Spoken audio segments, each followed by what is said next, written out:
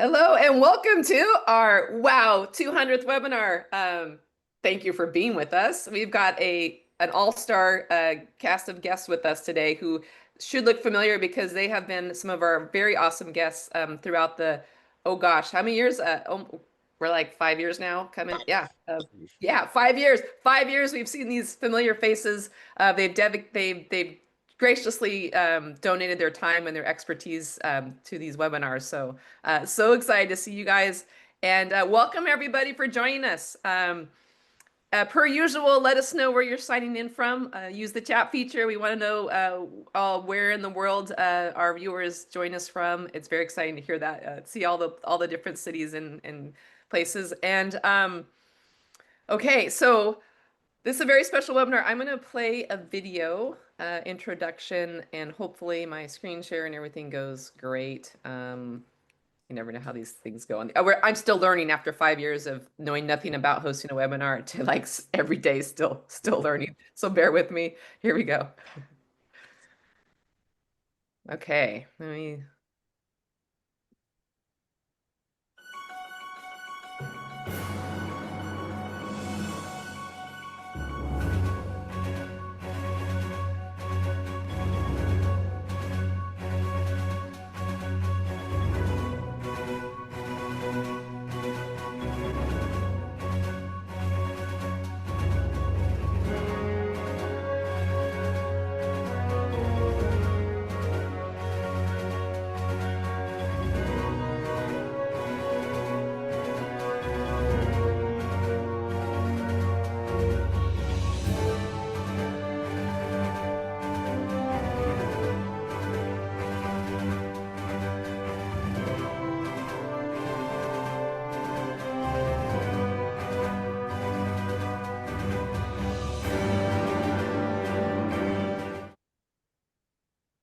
All right, hopefully that played appropriately. But that's just a snippet of our webinar. There's even I could have thrown more slides on there. There's so many so many webinars, or 200. I mean, that's a lot. So yeah, yeah. And before I forget, I would like if you participants that for you viewers, if you could let us know if you've been to every single webinar. I would love to know that. I want to know if anyone's joined us for all 200.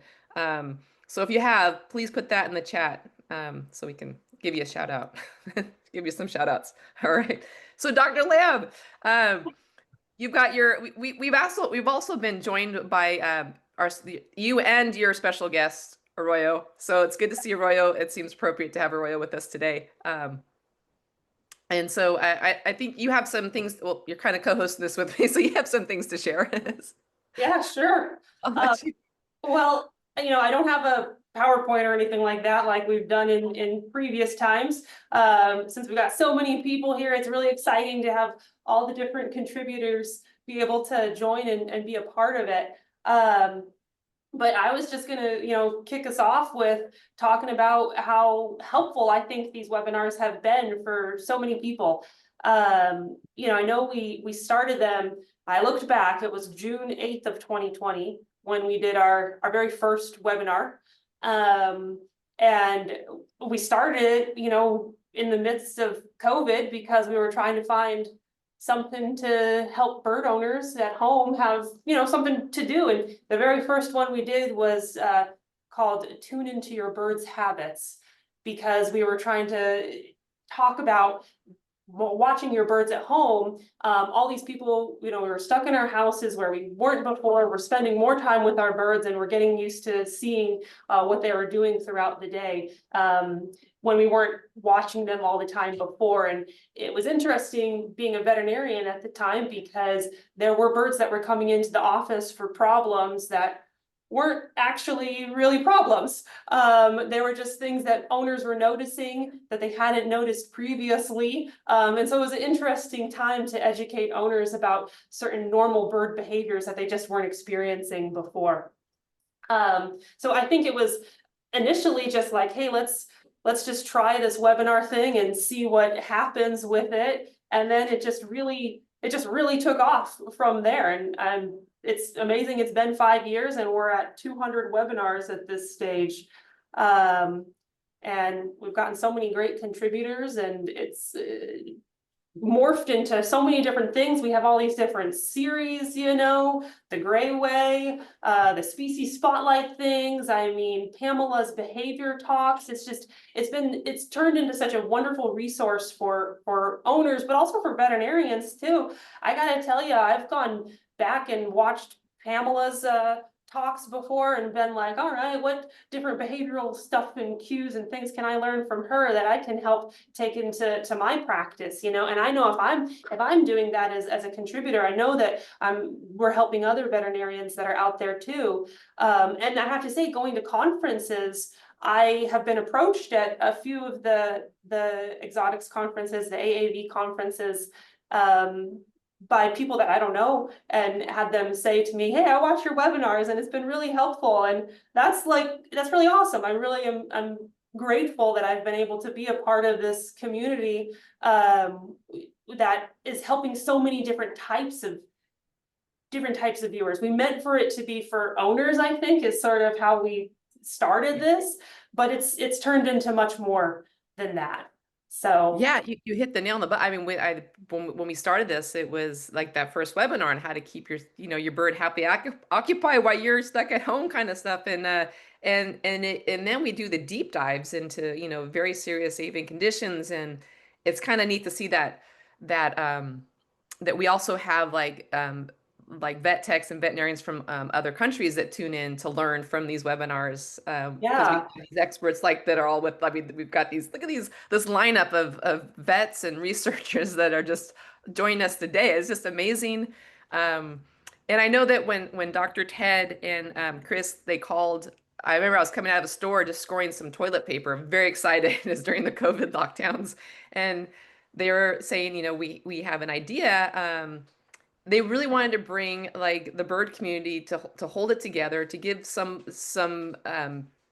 valuable time, since we were going to be spending a lot of time at home with our birds, and they really wanted to create this online bird community, and I think that's exactly what we've done here. It's very nice. Yeah. And for me as a veterinarian, it's also been super helpful to have these webinars to reference back to.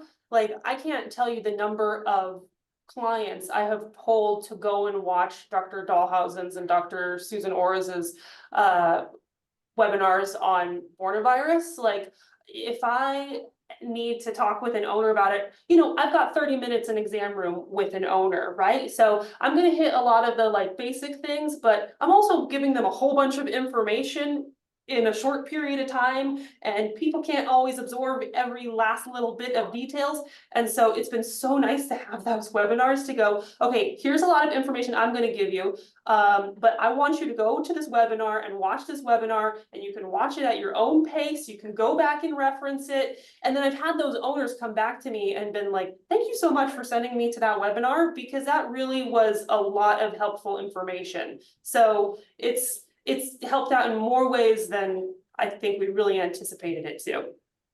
Wow. Yes. Yes. And I was curious from our, like for the guests we have with us today, like, if there's anything that, like a question that really like surprised you or shocked you or made you want to research it further, or any like things you weren't expecting as far as how educated some of like our viewers are on these topics. Just kind of like if any of you wanted to share like any moments that stand out, or like what kind of audience were you expecting to join, like because we've had some really target like questions that I was like, wow, we have a we have people that are learning, and it's great because starting from zero and just trying to jump into webinars, and like that's so admirable. And then we have people who have been grabbing at trying to get as much bird information as possible. So we've had like a very nice variety of you know like new bird people and experienced bird people, and it's all coming together here. So anybody have like I mean, were you guys expecting like a new bird owner kind of audience comes into your clinic for their first exam, or somewhere in between? Like Is that for everybody on the panel? that's for anybody to answer. Yeah, that's a throw out there for you if anyone has any insight. Yeah. Especially when we're doing these deep dives, on some of these really really complex topics, like Yeah. so. Yeah. I mean, for me, I have had clients come in that have watched the webinars before, and it's the first time I've met them, and some of them come in with more knowledge than I was expecting because they watched webinars on different particular topics. So that's my side of it, but of course, love to hear what other people say too, if they've had help with their clients in the veterinary hospital. I think we often think it's going to be the really bird savvy people who are going to be interested. Those people who are really into their pet birds, probably have quite a few of them, have owned birds for a long time. And we tend to think, especially as veterinarians, our clients, those people that have had birds for a long time get more into them because they've had experiences, they've had health problems, they've dealt with so many things with those birds that it kind of increases their interest in wanting to know more. It's kind of like those people who work in rescue or in bird sanctuaries or foster homes, and they may deal with a lot more medical type issues, and it gets them self-educated, but it also increases their interest. So I think that's another aspect of what's been excellent about these is the commitment to the degree of diversity of lectures and the broad appeal they have. So it's less that we're expecting that these only are presented to people who already know. We don't want an audience of people who have, for example, had a bird that had lead toxicosis and are very familiar with it. We want people who were not aware that happened in pet birds. And there's a big part of what we try to push as veterinarians is circling back to preventive care and making sure that people understand how important prevention is. We don't want to only talk about treatment once they're sick. We don't only want to talk about diseases. We want to make sure that people understand everything beyond just illness in birds as well. So I think they appeal to a broad range of people, including those people that just have one pet bird and they're just really interested in knowing more. Oh, that's great. That's perfect. That's like well said. Yeah, that's amazing. That seems so spot on. And then we got Dr. Tolley just joined us as well.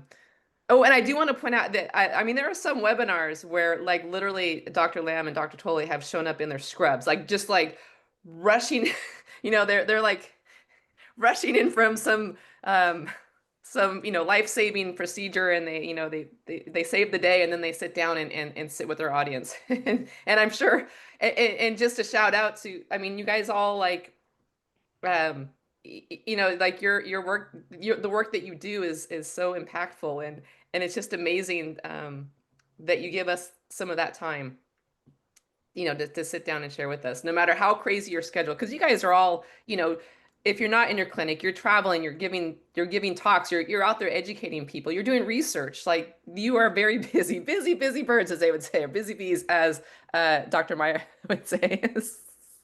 Busy bees, right? Because we did the bee webinar, and it's changed my life forever with honey, because now I just put honey in everything. I hope. But If we you watch make that it, webinar. Laura. That's the key, In the end, we make it. So but at least we're in scrubs and not with nothing on. So That's true. Yeah, I that is mean, true. that's a good thing. Maybe Dr. Meyer would, tune in that case. Oh. Why did my name come up now? What the heck? Because you were so involved in this,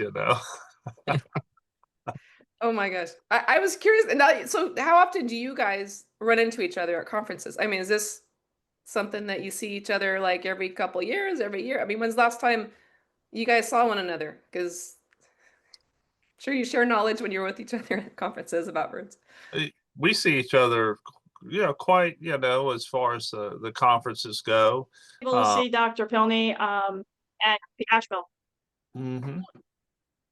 We run mainly into each other at the Lafeber booth. Oh, there you go. That's where all the And stuff that's where it's at. That's where it's That's where at, it's right? at. Nice. Yeah. All right.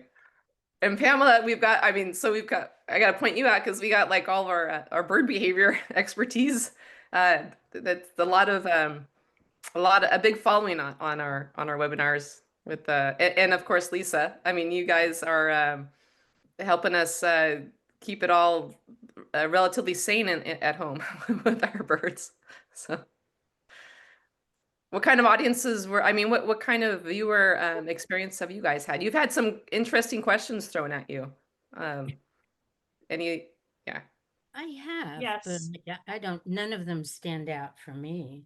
I just wanted to say I'm grateful to be a part of this. I think it is a massively generous thing for the Lafeber company to do this. And I'm always grateful that I can point my clients to these webinars and know that they're getting truthful information. And as far as expectations went, I don't think I had any. I think I expected questions to be just like my clients are. You know, this year I had a client whose blue and gold macaw didn't have a cage and it ate only sunflower seeds. And then I've also had clients on the other end of the spectrum who have 8 birds and, you know, they want to teach some pretty complicated behaviors. I just like people and I really like consulting a lot. It's a lot of fun. Nice. And I have to add in is that we also love to work with people. So it's not just working with our birds, it's getting to know the people and helping them in their house to live a better life with the birds they choose to bring in. So I think it's a great resource to have everybody here. I'm sending clients here as well all the time for all the talks. You can never learn too much. Nice.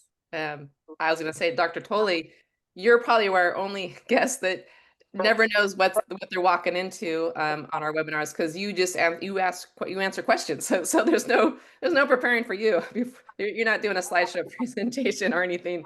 And one of my favorites is we always try to stump the vet. So someone asks a question that's so like he'll make a note and then he'll try to get back to it on the next one. Very few though. I mean, there's very few stump the vets, but yeah, but there's Stump the Vet, and we encourage that. You know, to you know, and we have and as some of the others have said, that we have a very very educated webinar attendees, and that's much appreciated. I like to be challenged. I'm challenged every day by the students, and it is interesting that I have no clue what the next question is going to be. No clue. Somebody asked me, you know, one of our house officers or students asked me, well, do they tell you what the questions are beforehand so you have an idea?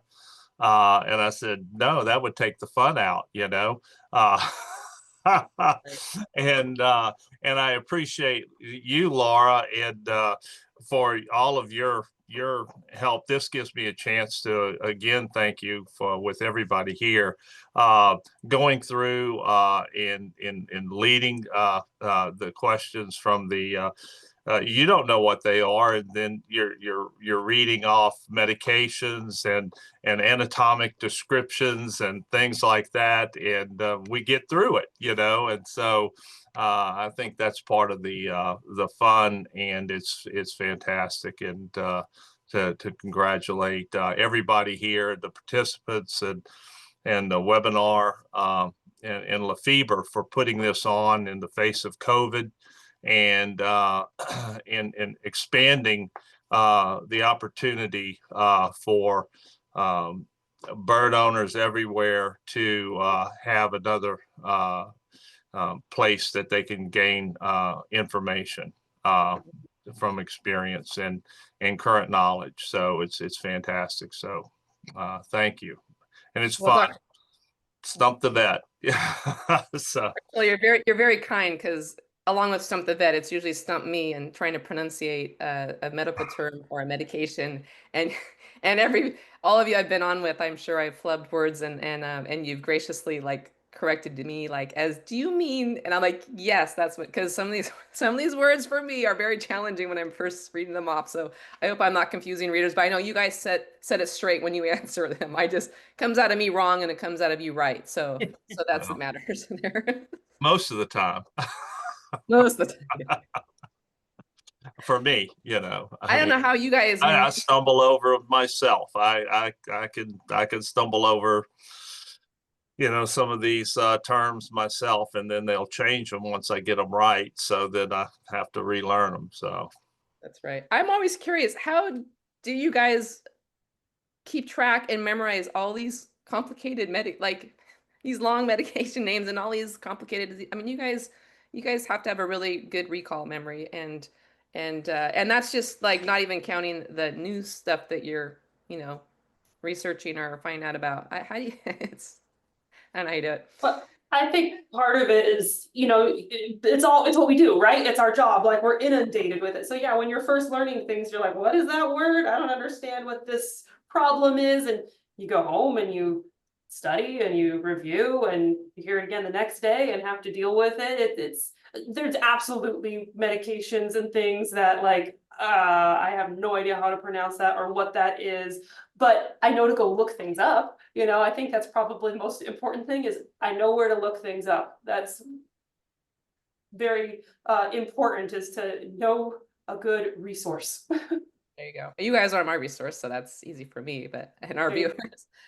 Well, Yeah, at least I'm actually going to step out of the background. I wanted to ask Dr. Dahlhausen, if he ever imagined when Susan brought him in to do the coronavirus webinars, did you ever imagine it was going to turn into like, I think it's like a 6-hour series?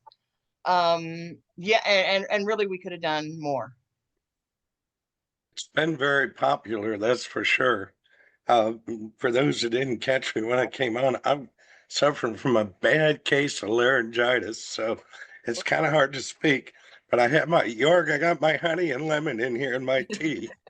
Yeah, this was probably one of the most, and probably the newest thing that we've gotten into in avian medicine. I mean, I remember back in the 80s and that we had, you know, circovirus, PBFD, polyomavirus. We're bringing all these birds in and we didn't even know what these diseases were. And over the years, we've kind of worked them out and things kind of settled down a little bit. But and then along came coronavirus, and we're still learning so much about this. And there's a number of different schools of thought, and now they're all kind of starting to mesh and come together a little bit. But yeah, it is probably one of the bigger areas in avian medicine now as far as research, and an area where we just don't have a lot of answers, and but we're working on them. I'll give you, for instance, we know that we can pick up antibodies to certain neurogangliosides in birds that are showing disease. And what I'd like to find out, for instance, is, you know, when we have a cockatoo with coronavirus disease, we tend to see neurologic signs. But when we have a macaw, we tend to see more GI tract signs. Now, is that because we've got over 50 different, 50 different gangliosides in the neurosystem of these birds? Are they forming antibodies and causing an inflammation with one certain group of gangliosides? Or so say, for instance, does an antibody to say GM1, does that antibody, is that present in the lower brainstem? And does that then cause this ataxia and this neurologic disease when we see these birds with it? Okay. Or is it the fact that maybe these birds are just forming antibodies to GM1 and the macaws have it concentrated more in their GI tract and the cockatoos more in their lower brainstem? So I don't know if I explained that real well to you. I'm struggling to speak here, but that's just one little aspect of some of the things we still got to research out with this disease. So yeah, it's been interesting, and fortunately, a lot of the aviculturalists, like Dr. Pilney and Dr. Tully and Dr. Lamb mentioned, And these people have been into birds for years, and they've educated themselves, and they've kind of learned as we have as avian veterinarians as we've progressed in our knowledge base with this. So and so we're getting really well educated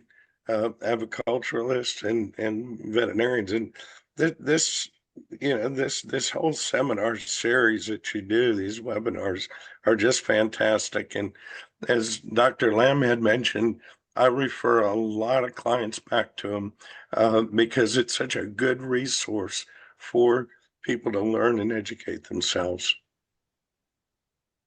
And it So sounds thank you. Thank you. it sounds like we have more to cover on your research. So I'm hoping that can be another webinar when take care of that throat, because we'll want you back for. We've got a lot to do. A lot to do. Wow. Yeah, that's that was a those especially, I think it's so valuable that we have the recording, because it's a lot to digest, the topics. And so the fact that you can go back and viewers can go at their own pace and relearn it and watch the slide presentations, because a lot of you put together like really solid information that are just visuals for us, and it's like doing your own course study at your own pace. After the webinar, it kind of reinforces all the information that you're just taking in all at once, and that's a topic, for example, that revisit that from you and Dr. O's webinars on that. She was supposed to jump on here. She had an emergency, and she said, but I'm going to jump on, so I'm still waiting for it. Maybe I'll send her a text message or something. Tell her to get on. All I right. actually just texted her and said, hey. But I want to So where ask, are you?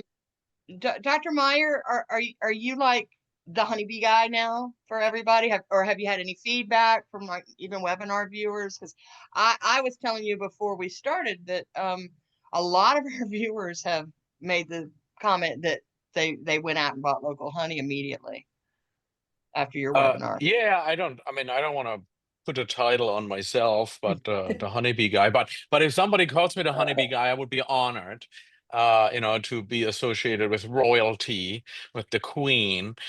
So I'm, but I consider myself a mere drone. That if I act up, I get kicked out of the hive. So keeps you humble.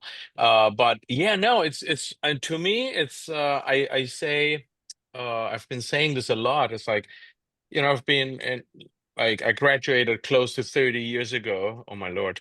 And I think I've never been happier as a veterinarian ever since I started to go down that rabbit hole, of bee medicine.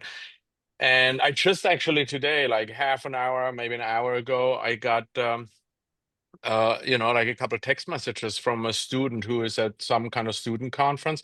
And there's a couple of posters on, venom, anti-cancer, where they start like now university. I think it was from Western State University and stuff, where they're looking into it.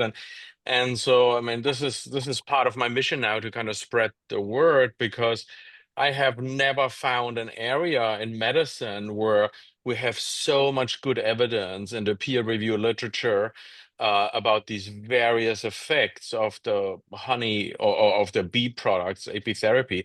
And it's been completely ignored by Western medicine, or completely ignored. And so I'm like, well, it doesn't take that much to just put it on people's consciousness. And so it's, and to be honest, I use it a lot, obviously, where people are with the back against the wall a little bit, where there's no great, chemotherapeutic option, radiation, and a lot of times in birds, radiation is not a great treatment for cancer. Then you can't get repeated IV access, and so it's one of those things. Well, sometimes we talk about humane euthanasia already regarding a quality of life, or say, or hear me out. If you want to go down that path with me, we could try this, and people are usually really appreciative, and that also encourages me to keep going, because I get really good feedback. So it's been really fueling my thing. Yeah. York, I'd like to add something to that. I've been contacted by a lady who has been using bee venom therapy on birds with ornithoviral disease. And I've actually got a whole bank of serum samples we're going to test through, but there may be another basis for that. Giacomo Rossi had shown by using the BCG subcutaneously, it will recruit the white blood cells to that site in the wing web, thus reducing the inflammation around the nerve ganglia. And I'm wondering if this may be doing the same thing. But I mean, yeah. In hindsight, I think I was contacted maybe by the same person, and we've been working and to refine a little bit the treatment regime, and I think I was kind of like a little bit ashamed about myself. It's like, why didn't I think of that? Kind of like genius, especially for PDD, because we know it's kind of like a ganglionaritis, kind of like an inflammation, an itis. It's a really bad itis. And we also know that bee venom is 100 times more potent than hydrocortisone. It's like the most powerful anti-inflammatory. So, and it has systemic effects besides local. So if you do inject it, anywhere in the body, you get a systemic anti-inflammatory without the negative side effects of steroids. I mean, so to me, it's like a no-brainer to use it in birds. And so far, knock on wood, I haven't really seen negative side effects from it. I mean, I'm getting more and more emboldened regarding dosages in birds. But I've been very careful. But yeah, it makes so much sense to me. Like, use it if you have a severe systemic inflammatory reaction. Use the most powerful anti-inflammatory cocktail, which is bee venom, that we have, and it's fascinating. Yeah. This reminds me of when back in my bird talk days, when I'd go to AAV conferences and just kind of seeing the top minds and kind of collaborating on the corner, on napkins and coming up with ideas and having these open dialogues. And I like this is fascinating. I think our viewers enjoy this kind of perspective as well. So yes, and can I add in that Phoenix Landing does their wellness retreat, and this is what it's like sitting at the table watching all the minds get together and discuss things. Good point. Yeah. When are you guys all meeting, and what's coming up next for you guys? Are you guys joining together at any conference coming up, or? Seattle is coming up in a couple of weeks, right? Yeah, there's Exotics 360 in a few weeks, and then in October there's the AAV conference that's in Phoenix. So those are the ones I know about coming up. Yeah. And how often do you guys, I mean, are there major, like, I just ideas that you didn't think of going into the conference, and you come out of there with just like your brain exploding of all these possibilities on where you want to, Absolutely. I mean, that's what's so exciting about going to conference and keeps you going and wanting to go. I think every veterinarian I know loves going to conferences because you get to learn new things, and it's fun to learn new things and come back and utilize things you learned, or go, well, what's a new idea that got hatched in my brain because of going to conference and just talking with somebody else about some random thing. It's really a great experience to go to conferences, and you come back with so much knowledge and ideas, which is fun. Yeah, and I would say and add, you said you would go to the AAV conferences, and it's still that way. It's still that way. The advancements in medicine. What you look at what was there when I went to my first one in 1986, and now you go and in 2025, what was very new and novel in 1986, you probably would find a little on that new and novelty information now. Medicine changes so dramatically. I mean, it's just it's kind of amazing what we find and what's commonly presented over the years. It's just I just don't know. You know, there's things that you can say, well, I see why we're not seeing that now. Well, because bird importation stopped in 1993. However, it's not only that. There's just different things that occur. So it is, and anybody that goes to a conference that does not, like Dr. Lamb had mentioned, you know, and you don't leave like going, wow, then it's you weren't looking for anything. You know, I mean, you get out of a conference what you put into a conference, and it's all there, and hopefully you just you leave invigorated and ready to go and try to find out. They're amazing. The networking, seeing friends, you develop friendships over the time, and you collaborate and you get ideas, and I mean, it's just an amazing thing. It's great. So it's still there, still going. And I just want to say, location can be a real perk. And we had something that the attendees don't know about, but Dr. Meyer was supposed to speak at the Hawaiian Vet Conference last year, and he had a family emergency. I think we asked everyone on this panel, and everybody had something to do, and Dr. Pilney came to our rescue. And on 24 hours notice, I believe, he's going to have to remind me, he made the sacrifice to go to Hawaii. But what I want to know is, did you never leave? I know he's still there. I wish I could say that. So I'm glad I landed somewhere in that roll call of being able to fill in. And it was ironic too, because the day I left was my birthday, and there was 24 hours notice, and I'd already had all these plans and things booked, and managed to get everything switched around, and also managed to do, I think, probably 4 of the same topics Dr. Meyer was going to present. So it made it a lot easier for them. So I had my own thank you. thoughts. I had my Thank own you, questions. Anthony, for doing that. Obviously, Yeah. that was, you know, I felt really bad on top of my family emergency to, you know, because it was really last minute, and obviously, you know, a lot of things came together. So I really want to thank you again for stepping up on such a short notice. It's very nice Yeah, of no you. worries. Let me go back to the bee analogy, if I may, because, you know, we all felt a little bit uneasy, just like with a beehive, when you can't find the queen, when you inspect, and then the colony is a little bit, you know, kind of like out of control.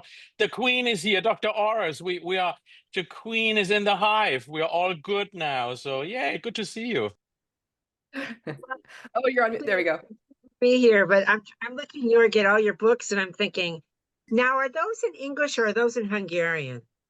You know, it's just Igen? it's a yeah, igen, nem oroszul, nem magyar, csak angolul. Igen. So this is for our Hungarian speaking. Anyway, it's nice to be here, and Welcome. I wrote Tom a while back, trying to attend part of the Zoom meeting, and he was talking about meetings. Boy, Tom, every time I listen, when I get the opportunity to listen, I just get so invigorated. And my brain says, I want to do this. This is so exciting. And then my body says, you almost lost your leg. What are you thinking? So I basically smashed my leg into bits, or my femur, the first day of March, which included the nerves and the muscles around it. And I'm all full of a lot of hardware. And I have some good days and bad days. And I'm here at the practice, and I'm a little late, or a lot late, because I started seeing emergencies. And then, you know how you are. You get so excited about talking to clients about things. And then they say, Dr. Oh, it's time. You should be doing this, that, and the other thing. So, and And Anthony, you're so wonderful. Thank you. And so for all your help with all the other stuff I had to do, because it was a really difficult time and I tried to drag myself to the practice and literally with one leg. And so I'm getting better now and I appreciate that. And I've been around, as you know, a long time. And gosh, I get so excited when teaching students. I know, Tom, that it's when you're teaching students at a vet school, oh my God, it's so much fun too. You're same type of thing. So it's nice to be the queen bee and it's nice to be here. And we had an emergency, so we got a little behind. And so here I am. I appreciate it. Oh, glad to have great. you here. It's all wonderful to see y'all. It's all wonderful to be I saw alive. you walk in with some headwear. Is that? Yeah, I'm getting old. And so, yeah, I've gone through a lot of anesthesia and surgery time since March, including stuff for my heart. Yeah. Well, it's So great to see I'm- you. I mean, but yeah, it's rushing in from teaching. How many of you are in front of students regularly, teaching the next generation of vet care? Yeah. I Full do time. ABVP residency journal club on Thursday nights with Avian residents, and I try to inspire them. And so I don't teach at a vet school anymore, but I try to do that, and I try to help teach. I'll rephrase this to young people in their career, young in terms of their understanding of avian medicine. So we have people that are older too that come and participate. And we do a lot of, reading of the literature for the testing. But Georg, you didn't tell me if you've read all those books back there. You're Yeah. talking about because of all the bees, you haven't talked about the true bees. I'm just like one of the queens. I just feel like if I would read all those, I would be like 10% as good as you are. So I have lots of catching up to do with getting close to Dr. Oros.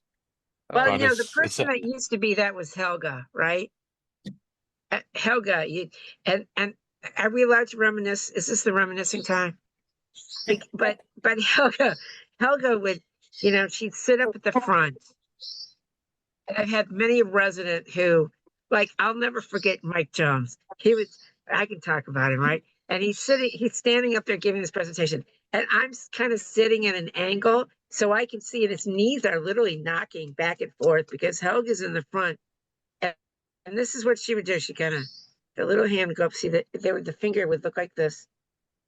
Just one question. Remember her? Just one question. And you're just like, ooh. And then all the blood would drain out of your body down to your toes because she always asked these really difficult questions. And after I left the vet school, then I was just Dr. Oros. But before I was Professor Dr. Oros, right? Because you got to have the whole title, right? it's a German thing. So I try to get a hold of her, and I try sending her some stuff. I hope she's still alive. I haven't gotten a bounce back, but I've sent her cards in really big letters because she can't see very well. Susan, but she had the ultimate. She had an entire. She rented two apartments in her condo thing, and one was lined, Jorg, with books. Were you ever there? The whole thing. And she said, and I've read them all. Yes, I bet she had. yes, Well, it's kind of. Oh no, Tom wanted to. Tom, I was just going to tell her that I talked to Rudiger at the conference or at ECZM meeting, and he said that she's still going, but of course, gosh, she's nearing 100 now. So I mean, but still active, and I think she's still the brain. It's just the body, you need to but no. Yeah, I was thinking, Tom, if she could, she would write back with questions that would be really hard to answer, right? But Ooh, wouldn't we'll that have be her good? join us for the next Ask the Vet with Tom, with Dr. Tolley. There you go. There you go.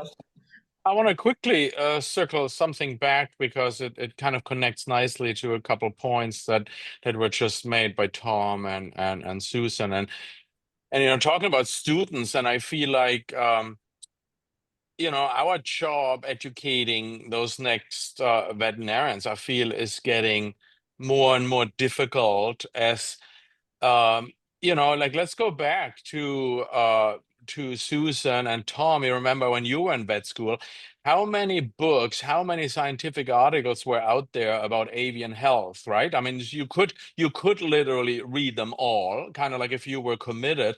And now, which is amazing, I mean, the research is coming out on all different front, and I feel like like we have a certain set of hours to dedicate to teach our new students, new colleagues coming out. And it's so easy to get lost. I mean, we have about 10 hours of avian medicine, which is actually not bad regarding the overall picture. But I mean, you could literally talk 10 hours on, obviously, Susan would be like, anatomy, just teach 10 hours anatomy. Tom would be like, no, 10 hours of chlamydia. This is where it's at. You got to know. So, and Bob would be like, no, the immune system, 10 hours of whatever, diagnostic testing. And I feel like it's like, it's really difficult for me. So I always try to introduce like these lectures. It's like, look, I can't teach you everything that we know about infectious, non-infectious diseases of birds, but I'm trying to teach you an approach. Like, if at the end of this you kind of listen to the client, listen to the owner carefully, and if you leave the room and think, what, I think we're dealing with an infectious disease versus non-infectious disease, you're already way ahead of the game because you know what kind of tests to do, what, it's like, and don't get cornered. Like you don't have to give an answer because that would be crazy, to be like, oh yeah, sure enough. So, but I feel like, it's a huge challenge to kind of like teach responsively these days, because I always say the first veterinary school, even in Europe, if you go back, I mean, like the university in Budapest I graduated from, I think was founded 1767 or something. This was like, I think, the fifth oldest school in the world. And if you actually look through the historic documents, the curriculum at that time was 4 years. And now the curriculum is 4 years. But guess what? It's very different. And so what are we doing? We are cramping in all this stuff, all these specialties, but it's not the same 4 years anymore. So anyway, so it's like, so this is why I think these seminars are so important, because you can easily, drown in that information, and having these kind of clearinghouses where you have the latest information kind of synthesized, summarized is so valuable to everyone. Owners, pet, veterinarians, experts, everybody benefits, I think, from these seminars. Well, So thank you guys for. Yeah. One thing, Jorg, I'll put it even, I'll bring it. I agree with you totally on that. And we're trying to teach avian medicine along with a lot of other things too. And the students are trying to get all of that in. You bring that up a step more. What was it like when Susan was a specialist, became a specialist in avian medicine back in the early 90s? How much material was there in the early 90s on avian medicine? Look at the research that has exploded since the early 90s. And so, training residents now in avian medicine alone. And then when I took the exam and was studying for it in the mid 90s, I asked Brian Spear. I said, Brian, you have any advice, on you just took the exam, and I attribute this is what Brian told me. He said, Tom, You know, when I studied the exam for the exam and I was studying for it, you know what I learned? How much I don't know. How much I don't know. And that was in the mid-90s. And so as hard as it is to train or teach students to train an avian resident in the material and the procedures and everything else, it's just that much more difficult today with the information to become a specialist in avian medicine. Yeah, and surgery. So yeah, I agree with you for students and residents. Huh? Yeah. Yeah, because okay, so this is how basic for some people who who've joined and we've talked about this. I went as a senior vet student out to the San Diego Zoo in 1984. And I went and I documented the anatomy of the wings and the legs of vultures and condors. Now, today, I mean, that's like, what? You know, like, of course we know all that. That was novel in 1984 to actually try to understand the bone structure and the musculature and the nerves, the arteries, the veins. All that was what I did in my original book. Okay. As a vet student, but I had a PhD in, yes, I had a PhD in anatomy. Yes, I could easily spend 10 hours in anatomy and we could just keep going. But that was an amazing thing because we had condors that were dying. We had so many issues with animals in the wild. And then when I went out to San Diego at that early time, birds were dying. I mean, they would come into your exam room and they were close to death and they would die. And so the simplistic way of looking at it, well, I took my bird to the vet and it died.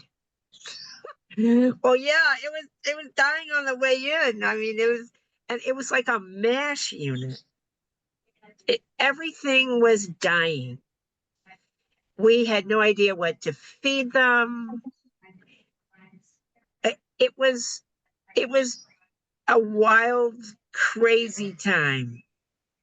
And at that time was when Dr. Harrison and Dr. Lafeber kind of entered the stage, and they said, gosh, we need to think about how to approach this. And they knew that husbandry was a huge issue.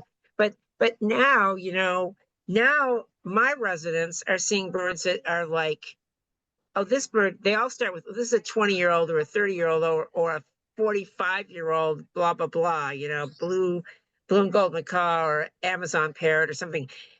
Back then, hell, they didn't live longer than months. You know, they were dying of all kinds of things.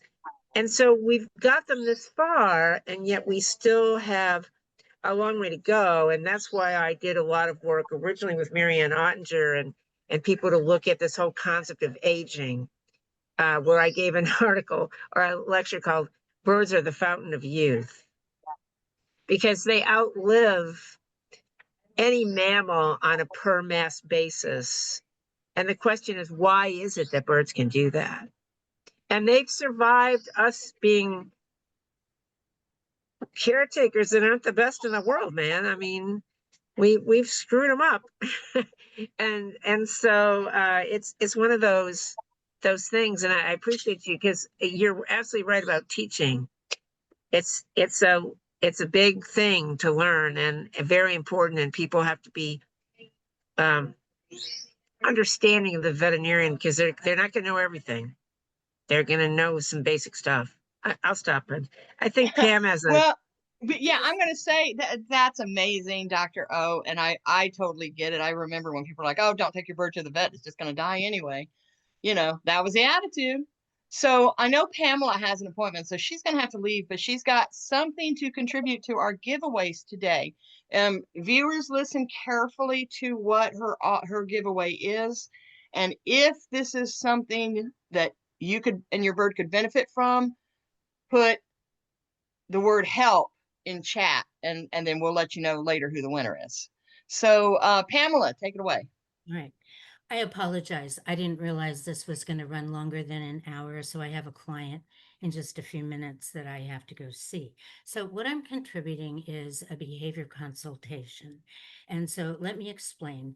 I think I do consulting a little bit differently than others may, because we now have a different level of pet ownership. And I don't think that anybody's really realized that or articulated that. But owners are not relating to their birds the way that they do to dogs and cats. And so we find that there really is a different level of socialization that goes on between owners and parrots. So what I do when I do a consultation is I consider that we have a social system that is out of balance. That is what is causing the behavior problems, whatever it is. And I put that social system back into balance is what I do basically. So there, I know that sounds a bit esoteric, but I can't explain it really any more truly than that. Owners need to realize what behaviors they need to change, and that usually involves changing a great deal of their ideas. But I, in addition to the 2-hour consultation, included our 6 1-hour follow-ups, and occasionally I stretch that to 8 if it's a fear case or something like that. And I'm getting very excellent results. I have a boast. I cured a prolapse case, and this bird has had 4 surgeries before. So on that note, I'm going to say goodbye.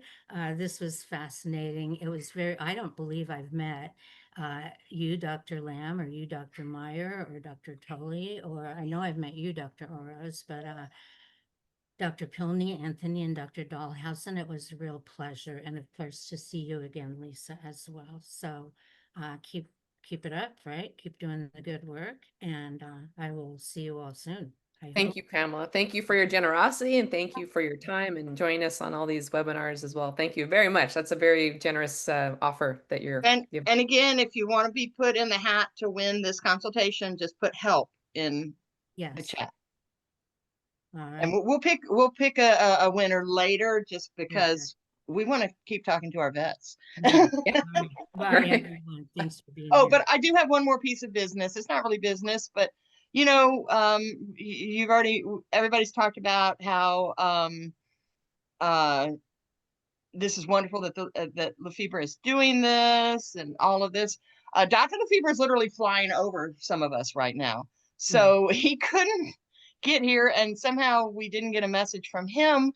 But we do have a message from Nadine Lafeber, and she is the person who authorizes to keep these webinars going.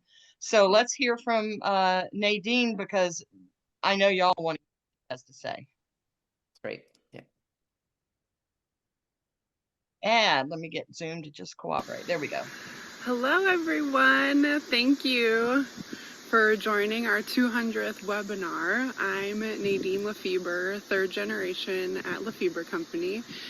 And when we started the webinar during COVID, we never thought that it would get to 200 webinars. So thanks to Laura, Brenda, our guest speakers, and all of you guys for watching.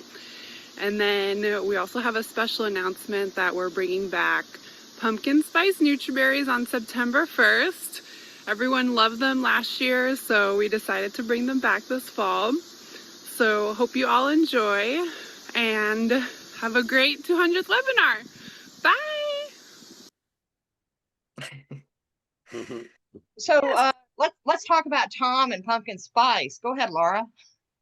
Tom and pumpkin spice. Oh yeah, so that was really funny on our previous webinar with with Tom, Dr. Tully. I made a I gave a little bit of a tease that we were going to make a big announcement on our 200th webinar, and he guessed it during our other webinar. He's like, "What are we going to bring? Are we going to bring back pumpkin nutri-berries, pumpkin spice nutri-berries?" And I was like, "Oh, you let the cat out of the bag," like a couple weeks ago. You're on mute. See, for a reason. That's why we have you on mute right now. It was a random guess. It was You're on mute, by the way. completely random. Completely random. Well, I mean, it's fall, fall's coming. I mean, you have to have pumpkin spice. I mean, But we didn't even mention that it was like a flavor. It was just, you just tied it all in like in one quick second. Yeah. well, I didn't forget. I was impressed last year that you had pumpkin spice nutri-berries. I go like, oh my God, I mean, Yeah. I mean, Yes. Dunkin' Donuts. I mean, But I remember Tom saying, just think how much smarter I would be if I hadn't played football. but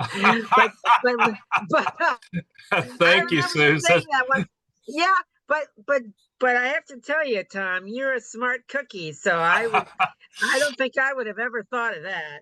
I don't know if it just knocked things maybe kind of right. I don't know. I remember you saying that once when we were having dinner. I think we were in Scotland, Yeah. like, oh. Yeah, that's the true fact. Makes people laugh.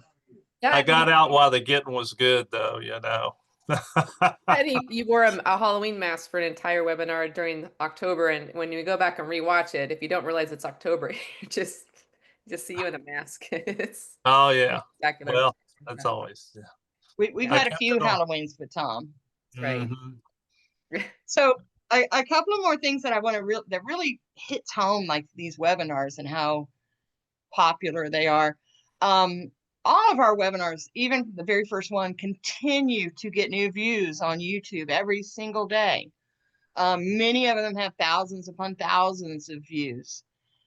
But I have to mention something that's really telling of what everyone always talks about. What is the #1 parrot everybody has?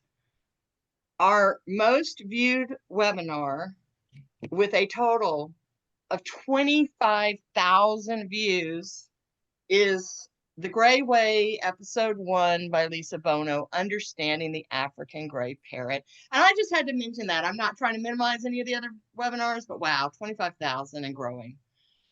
And consistently has been the #1 for every month for 5 years. Yay. I can tell you that's because us gray people are just a little crazy. So in a very good way, but we'll search everything that has to do with African gray. So I'm thrilled a lot of people are watching it and hopefully smiling and learning with it.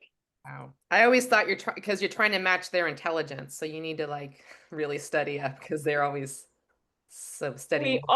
We are very observant before we really do anything. You have your Amazons that just want to be in the middle of it and are very animated, and then you have the grays that kind of sit back and watch, and that's a lot of gray owners for you. So, and then one more thing, we actually have always kept track of the locations of where people view from, and we only just know the countries, but I'm going to show you a globe that shows you where all we have had viewers that watch these. And if this doesn't, really hit home.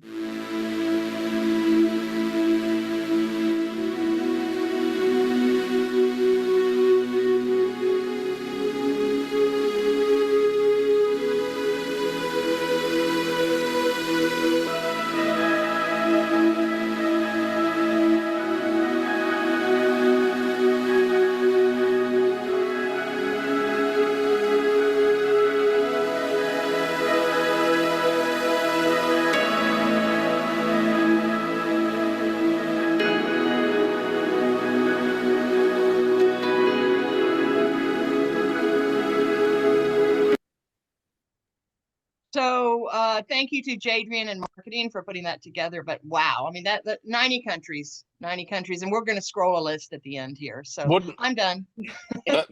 Wouldn't it have been much easier to just highlight the countries where they haven't had viewers?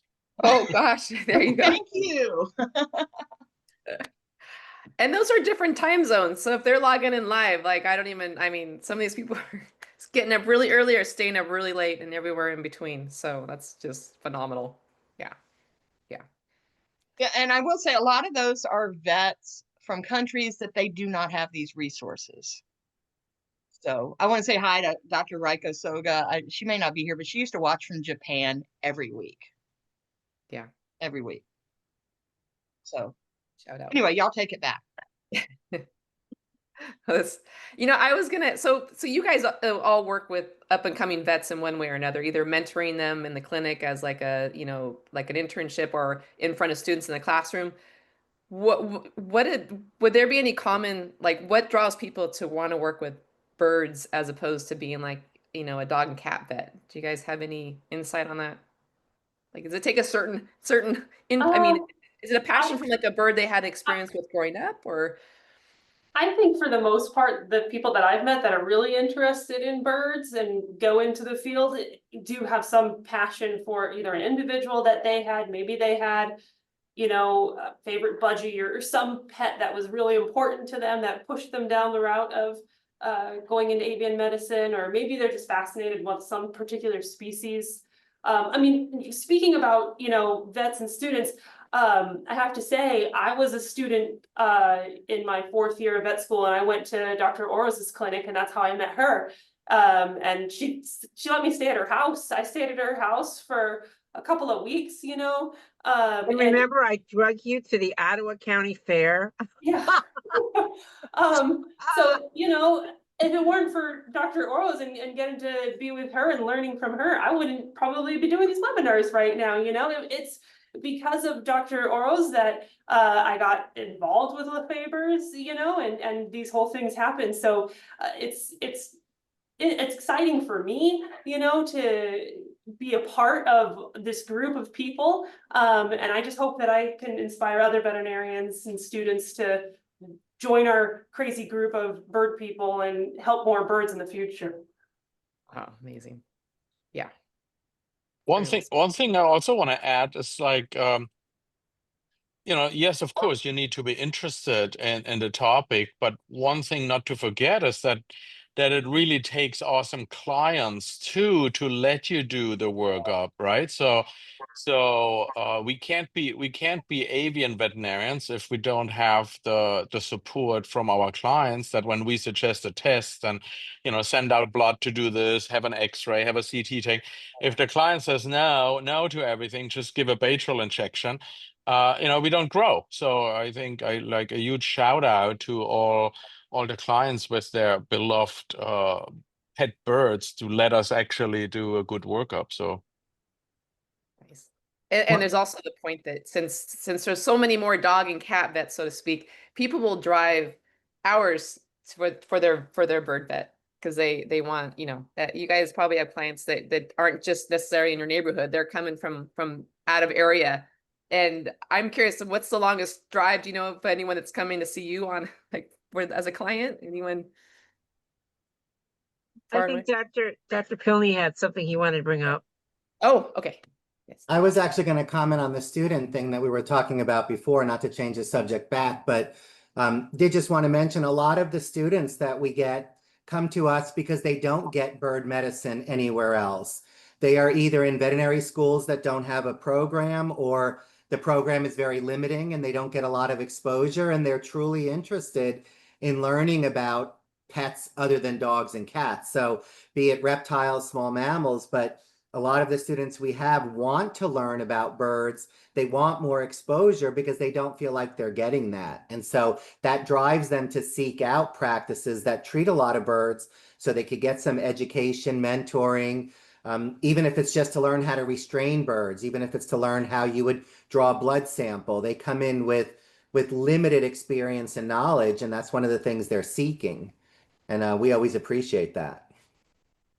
Great. That's great. I think that just for the clients to understand that all of you, veterinary medicine is in a difficult state. and it's typically always about power and money. Having been doing this for longer than anybody here in the group, except for Bob, He has me by a year. And so because of that, there's a perception on the part of the veterinary institutions. There's a perception on the part of companies not to develop things for birds and exotics. So we're at a tremendous disadvantage. And so what Dr. Pilney is talking about is absolutely correct. There are some vet schools, like they don't even have the opportunity that Dr. Meyer has of doing 10 lectures. I mean, 10 lectures, like, wow. And we know we haven't even scratched the surface at 10 lectures. It's like nothing. But so they don't even get that. And so when somebody said, I can't find an avian vet on the night and the weekends, well, you're lucky if you fucking find somebody during the day then, for God's sakes, because you're going to be really lucky to find somebody, and somebody good. And it's getting worse. And it will continue to get worse unless all of you essentially rise up and explain to veterinary institutions that my bird really matters to me and I'm willing to spend money because it's power and money. That's the bottom line. And so to answer the question you had, I routinely have clients who book a hotel for two or three nights, and they drive 8 to 10 hours to get here. Wow.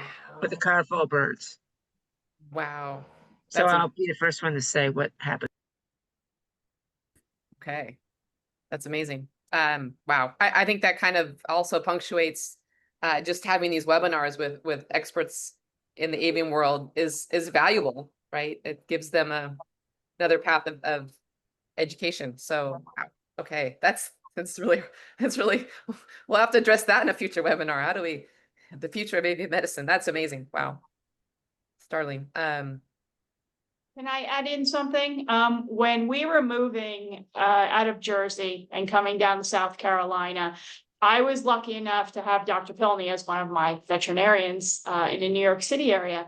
And I was very concerned moving down south and having to reestablish a relationship with a vet. And what we did is I researched the area, not mainly on where I wanted to live, but who was the veterinarian in the area. So I took a push pin, put it on the map, and I was willing to go 100 miles around that area and research my vet. And again, I saw her at different conferences. I do like her, and I'm very fortunate that I have a lot of the panelists here that I've met, and still some are, consult with me. Dr. Pilney knows that, I've reached out several times in a panic over the years. And, I'm very thankful for what you all do for owners like me who don't have the knowledge. And I'm very proud of watching Dr. Pilney over the last 23 years, when I met him as a resident to where he is now. And I'm very proud of what he's done. So. All right. So I gotta wrap this up, but I also want to we have Michiko has also been behind the scenes on a lot of these webinars, so I wanted to give her a shout out. And Michiko, you're very generous with some of your artwork. I'll let you explain it, but well, well, I'm not an artist, but I am a fully federally and state licensed wildlife rehabilitator. And so sometimes we get these molted feathers from some of our patients, and we use them as an opportunity to share their story. So we had a red-tailed hawk that we had quite a while ago, probably like in the spring, early spring of this year. And so we made these feather print little artworks. They're just acrylic on white on black paper. And she was hit by a car in Tooele, Utah, which is west of, I think it's west of Salt Lake City. Where's Tooele? I don't know. It's west, I think. And we got her treated and test flew her and got her exercise, and we were able to release her about 2 months later after she was hit by our car. But anyway, these really help us kind of give people some visual impact, and it gives us the opportunity to tell that bird's story so that people can advocate, appreciate wildlife and wild birds, so they can use that passion to change things in their lives, to support the environment, and to be you know, to vote for things that align with their beliefs, to you know, recycle, to do all these things that support our natural world. So anyway, so we made 20 of these, and they're part of the giveaway. So I will be sending them to whoever gets chosen. I'll be going to the post office. I sent one to Laura. She liked hers. So, and they're all unique. They're all like super different because they're, you know, they're each made by hand. So yeah, so I hope that whoever gets them really enjoys them and knows that the bird that made them is free in the wild again. Oh, happy ending. That's great. That's great. All right. I got, speaking of happy endings, I got to announce a couple, we have giveaway winners today. And that's going to be the Lafeber gift box for large birds is going to Amy Dillon. And the gift box of Lafeber foods for small birds is going out to Jessica Kerr. And then the big one, we got a $200 Lafeber gift card going to Jan Taylor. Congratulations, guys. And for everybody who's attended, Lafeber is graciously offering 20% off orders until September 15th. And remember, the pumpkin spice, Dr. Tolley, you know this already, starts going on sale September 1st. And the code is webinar 200, all one word and lowercase webinar. So webinar 200. There we go. All right. And we are voting. Just a little side note: we are doing like a survey of the next Nutriberry flavor, I believe, and I'm sure Dr. Tolley will know what that is. So maybe he can reveal that in the next webinar we have with him. Yes, yes, yes. All right. Inside track on flavors. That's you track on flavors. There we go. Oh my gosh. I just want to just, again, I mean, we wouldn't be here obviously without you guys. So, and I mean that for the viewers and obviously for the experts, you guys are so generous with your time. And I can tell you're not only are you generous with your time with our little webinars, but like just everywhere you go when it involves our avian friends, you guys are there, like looking out for their best interests, and can't thank you enough for what you do. So also, unless any of you have to rush off, if maybe each of you would just give a quick, you know, thought on these webinars and Lafeber doing them, I think it's great. But I'd like to play all this for Dr. Lafeber and Nadine and let them know, hey, we're really doing a good thing here. So somebody go. I can start. I have a client who just got here, so I'm gonna have to jump off in a moment. But for me, these webinars have been so helpful. Like I said, I am glad that I'm able to be a part of this group.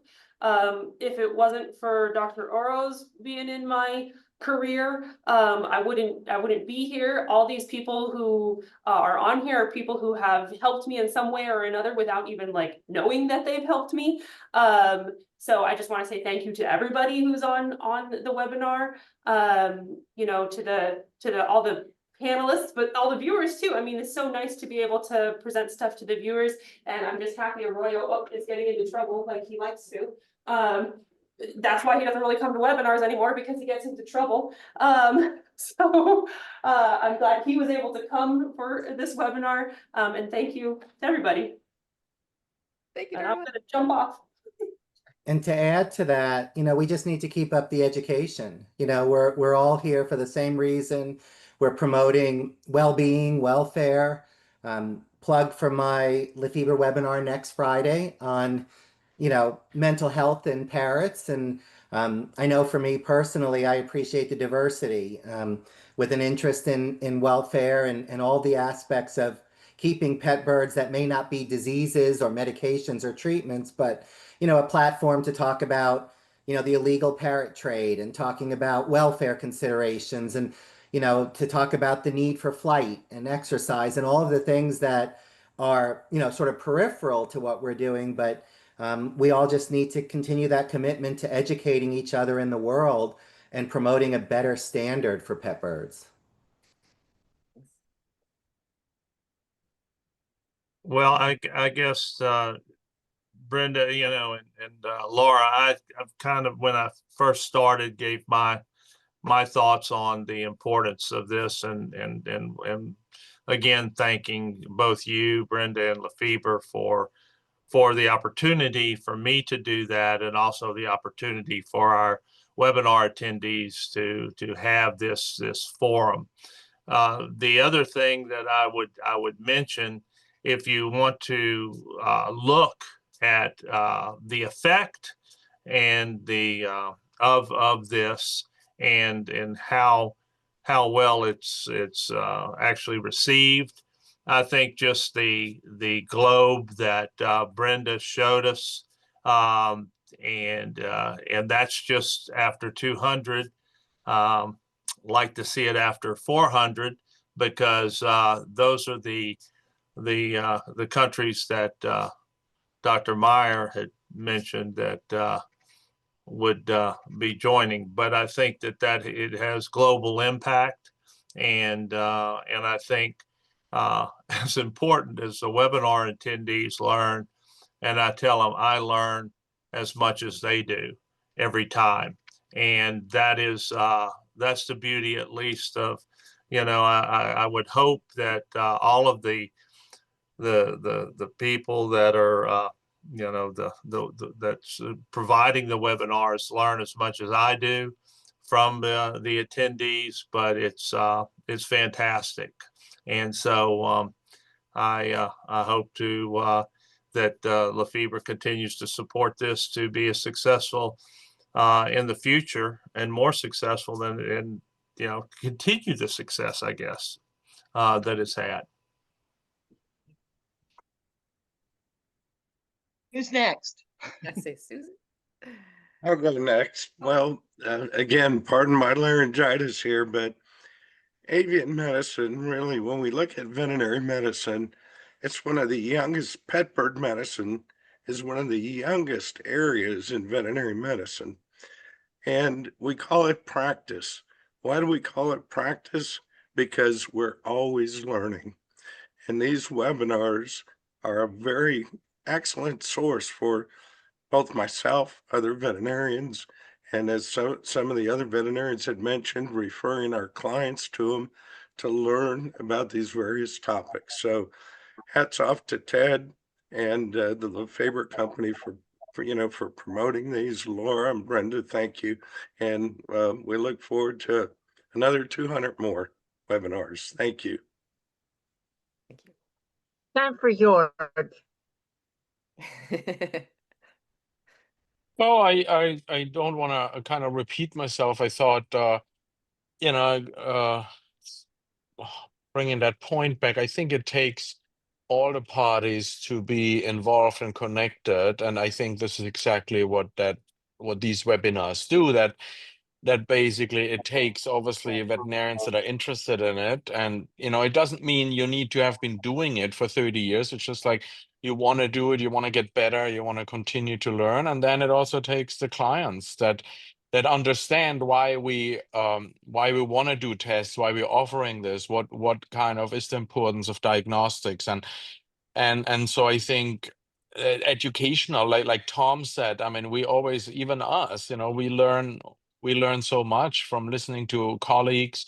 That's why we still go to conferences, and these webinars are kind of like a little bit of a free conference. Brings us all together, stimulates discussions and education on both sides. I think that's worth a tremendous amount, and the fact that they're free is phenomenal, because it takes a lot of work to put that together. So thank you, everybody involved, and thank you for people that tune in and spend their valuable time listening to us experts drone on certain points, and yeah, it's just a win-win situation, I feel. Yeah, I'd like to kind of go ramp up a little bit of what Jorg has said, because many years ago there were a group of us who were lecturing. I can't remember what conference it was, but it was like maybe NAVC when it was called that. and so we're all standing in the back of the room, or sitting regardless, and Kevin Flammer was lecturing, Some of you know Kevin. You know, he was like one of the stars. He was, I don't know what he would be in the bee world, Jorg, but he'd be on top there too. And so, this one vet raised his hand and he said, "My question is, why are all of you who are lecturing here, why are you here listening to this man lecture?" And part of it, and this is what Kevin said. Kevin basically said that most of us in our practices are an N number of one. We're there by ourselves, plugging along, trying to advance avian medicine, trying to understand and do a better job every day. And so realistically, we want to hear what each other has to say. Go, "Oh, I hadn't thought about that." Or then I'll call Jorgen. He'll say, "Well, have you thought about this?" Or I go, "No, I didn't think about that." And then I'll say something. He'll go, "Oh, I didn't think about that." And that's the beauty of Zoom, is that we can all talk to each other. And the other thing is, you know, I'll go back long ago before people were born, except for Bob. And that was, we had this Mid-Atlantic States AAV meeting, and we had young people and people who wanted to learn about birds, and we had owners, and we had this whole mix of people. So that's what I try to do with the Phoenix Landing thing on their weekend events, is to bring students and get them inspired, to bring veterinarians of all ilks, you know, very knowledgeable to the beginner, and owners together. And that's what this Zoom is doing too. It's bringing all of us together to advance, as Anthony rightly said, it boils down to the welfare of birds. And I want to thank Ted and Nadine and all of you for all of your efforts. And I too hope that we'll have another 200 of them. And the point that Brenda made, that people go back and look at these every week, these ones that have been around for a long time, that tells you that people are hungry for learning and understanding their birds. So I thank you all. And I hope I can be around for a while longer as the queen bee, but I don't know. It's been pretty bad. So thank you so much. Thank you, Susan. And before we go, Thank you, Lisa Dr. maybe O. had something to say, but Are you I'm going to gonna be, Lisa? scroll an actual list of all the countries. So we'll do that at the very end. Yeah, that's gonna be our end credit. It's Yeah, gonna be fantastic. Fantastic. That's great. And that's why people drive so far to find us, because there isn't a lot of us around, and you know, these veterinary schools are they don't think we provide that. The veterinary medicine is like birds. I mean, they think poultry, right? And avian influenza. And I'm going to do a shout out for Bob, okay? Because we are from the Ohio State University. We graduated from the place that does very little, if anything, with birds. And he was the alumni award winner for the College of Veterinary Medicine last year. So I made them recognize avian medicine by writing his critique for trying to become someone as an alumni, and he did kind of reciprocate it. And surprisingly, they said, "Oh, I guess we could better have Horace as an alumni winner this next year." But see, there's so few of that at vet school. So all of you just need to kind of jostle the cages of those vet schools and reward places like where Dr. Meyer's at, because you need to tell your people, legislators and all that, to continue to support colleges of veterinary medicine that see birds. Susan, you failed to mention that you are the alumni award winner this year. Well, okay. Yeah, that's, Yeah, in September, honesty. Susan's getting the same award. Thank you. Thank you, Bob. Because Bob's done so, you know, a lot of people don't realize that he's a clinician. He sees birds. every day at his little practice. And then he runs over to his lab and, becomes a mad scientist like Dr. Jekyll and Mr. Hyde, right? And so he's going there, I think I could make this PCR.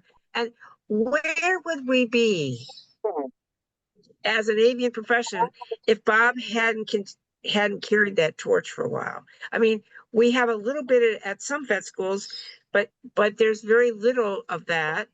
And some of them are going, and we applaud people like Dr. Meyer, who's at vet schools, who can shake the cages a little bit so that they can get some money to do some of this research.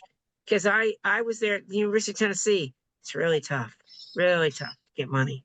And I'm sure it's tougher. So Harrison's and Lafeber Company, they're all giving money to various research projects, and we applaud all of that to help us go forward. Well, Susan, you're saying you hope you're around. It's been tough, but you're looking good. You're looking good. I'm just telling you. So, well, either way, but also I would be remiss because I didn't mention Michiko, but I don't think that everybody here, because I did see somebody give the heart, for what Michiko has done. She has filled in. She fills in for us from time to time and does a fantastic job. But also the booths, putting them together and making sure that the products are there and everything. I've just wanted all of the attendees to know how much she does for Lafeber. And if we need something, she's right there. I'm telling you, responds like that. Thank you, Michiko. And so I wanted to make sure we got that in. For sure. Thank you, Tom. Yeah. Thank you. That's great. They have a wealth of knowledge, like, as well. The Brenda and Michiko are like, they can answer questions like. And then I'll say something, Tom's not going to say, he might not say anything, but this guy, oh my God, he does so much for avian medicine. I mean, so much. He's been kind of, I don't want to say it this way, the mother hen for avian medicine from the European community. He's always involved in writing very good research data. He's involved in moving the Journal of Avian Medicine and Surgery forward, which brings us this information to help us do a better job with treating your bird. I mean, Tom, he's the ultimate star. Oh my God, Tom, you do so much. And it's so wonderful that with all that you do, you take time to help with the Lafeber Company. You're just amazing. That's all I can say too. Susan, thank you. Thank you for the kind words, but I'm still chasing you. I'm still chasing you, Susan. I'm behind and I'm still going. So, one day maybe I'll get close, but then there you go. So there you go. Thank you. There you go. Thanks for all you do, Tom. I mean, I don't know that the people that attend this realize all this background work you're doing to advance avian medicine surgery. It's just incredible. The one thing is that I will say, Jorg mentioned it. This is a humbling profession. Yeah, it's a very humbling profession. And if somebody is not humble they're not doing work treating animals and particularly birds. Because if you think you know what you're doing, the next case that comes in is going to make you look foolish. And I'm sorry, that is the truth. No matter how much we know, how much we utilize, it is a humbling profession. And so I keep that in mind anytime that, it's like, you do something, you're always striving to be better. But I tell that to my residents, I tell that to the students. And if somebody is like overwhelmingly self-confident in their persona as it relates to medicine. I always think, well, they're not seeing many cases, because that's just the nature of medicine, and that's why we call it practice. That's why we strive to be better, and as good as you think you are, you're only as good as the last case you did, and that's the absolute truth, and that's the way I look at it. But thank you. You're absolutely welcome and well deserved. I'm gonna use those quotes, by the way. Those are excellent quotes.